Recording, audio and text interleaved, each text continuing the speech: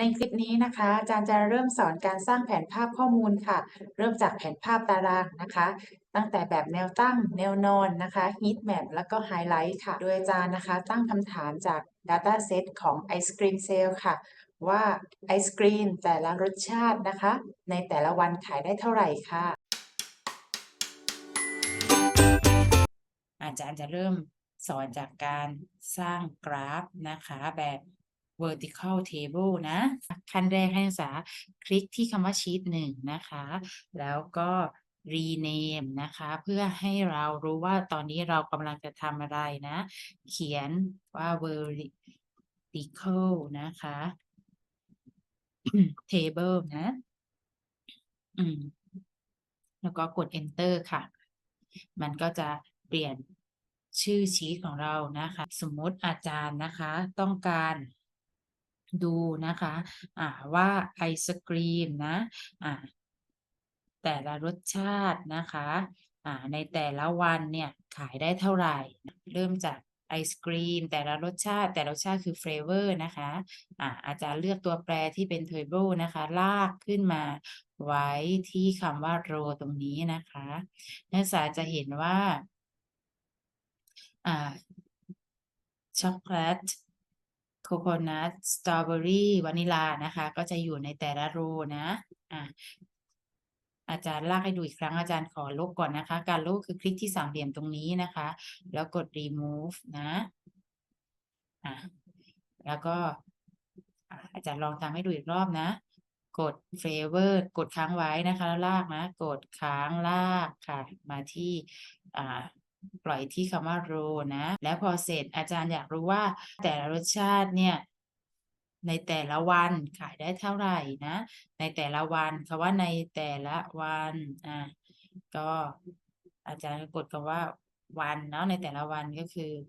day นะอาจารย์ก็ลากมาแล้วก็ปล่อยเหมือนเดิมนะคะนักศึกษาจะเห็นว่าข้อมูลมันจะเรียงลงมาแนวตั้งแบบนี้นะคะเราก็จะเรียกว่า vertical table นะทีนี้อาจารย์อยากรู้ว่าในแต่ละวันแต่ละรถเนี่ยขายได้เท่าไหร่ก็จะอาจารย์เลือก total sale คลิกหนึ่งครั้งลากมาที่คำว่าtext นะคะเพื่อให้โชว์ตัวเลขนะขึ้นมานะคะตรงเนี้ยมันจะขึ้นเป็นตัวเลขแล้วก็ลงมาในแนวตั้งถูกไหมคะตอนนี้ชื่อของตารางที่เราสร้างเนี่ยเป็นคำว่า vertical table อยู่แต่เราต้องการเปลี่ยนใหม่แล้วก็เอาเมาส์ขึ้นมาชี้ที่คำว่า vertical table ดับเบิลคลิกนะคะแล้วก็ลบตรงนี้ออกแล้วเขียนว่าตารางแสดงจำนวนเงินจำนวนเงินจำนวนเงินรวมเนาะ total sale ที่ขายไอศกรีมได้ในแต่ละวันแล้วก็จำแนกตามรสชาติด้วยเนาะจำแนกตามรสชาติเห็นไหมแบบอาจารย์อ่านแล้วเรียบร้อยอาจารย์คลิกโอเคมันก็จะเปลี่ยนชื่อให้อาจารย์เห็นไหมคะ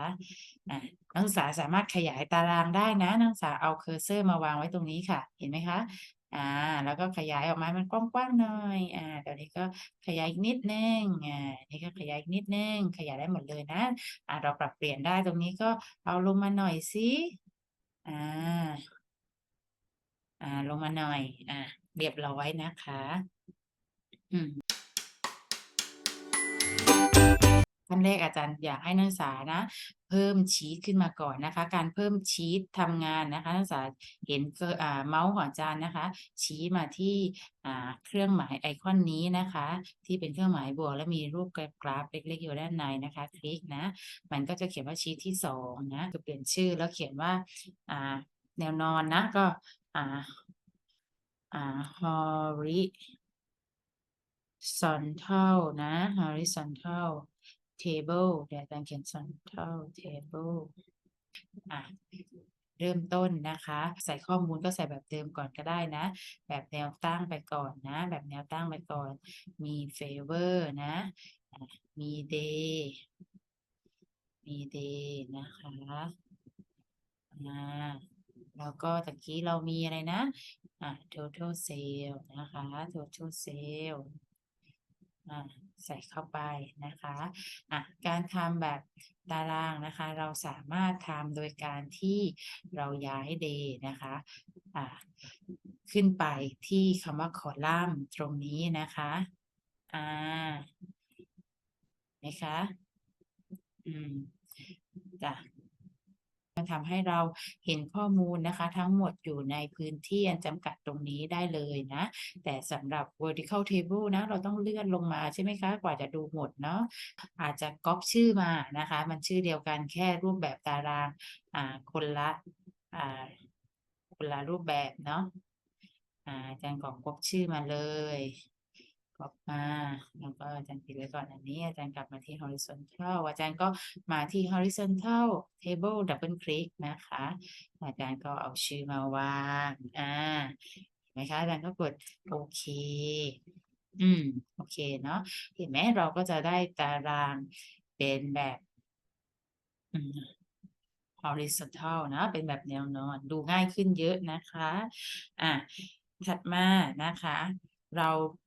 ตอนนี้เราสร้างตารางแบบ vertical กับ horizontal เป็นแล้ว ต่อไปอาจารย์จะให้เราลองใช้นะคะแอดที่จะเพิ่มสีเพิ่มลักษณะของแผนภาพตารางต่างๆลงไปเนาะก็จะมี heat map กับ highlight table นะที่อาจารย์จะสอนวันนี้ในคลิปนี้อาจารย์จะสอนที่เกี่ยวกับตารางนะคะในคลิปถัดไปครั้งหน้าอาจารย์จะสอนในส่วนของพวกชาร์ตกับกราฟนะคะ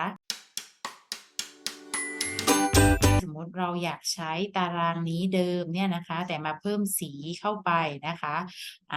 นักศึกษาสามารถที่จะกดduplicate นะ duplicate ตรงนี้นะคะลองกดเข้าไปดูนะสมมติว่ากดมันก็จะเป็นหน้าตาของชีต2ชีตที่เหมือนกันแล้วก็ตรงนี้จะวงเล็บว่า2เพราะว่ามันมีการ duplicate มาจากชีตอื่นนะคะเราอาจจะใช้คำหมายว่าเรากำลังจะสร้างในส่วนของ heat map นะ heat map โดยใช้ตารางของ horizontal นะมาทำนะคะ heat map table นะheat map table แล้วก็กด enter นะคะ heat map เนี่ยจะช่วยเราได้ในการดูข้อมูลให้เร็วขึ้นนะคะพอเรามีตาราง horizontal แล้วนะเรามาคลิกคำว่า show me ค่ะแล้วเราคลิกเรานักศึกษาเห็นเครื่องหมายไอคอนตรงกลางตรงนี้ที่อาจารย์ชี้นะคะคลิกเข้าไปค่ะคลิกเข้าไปนะคะแล้วก็เอาซามตรงนี้นะไปไว้ที่ color นะคะอาจารย์ขยายมาให้เกาะดูก่อนนะ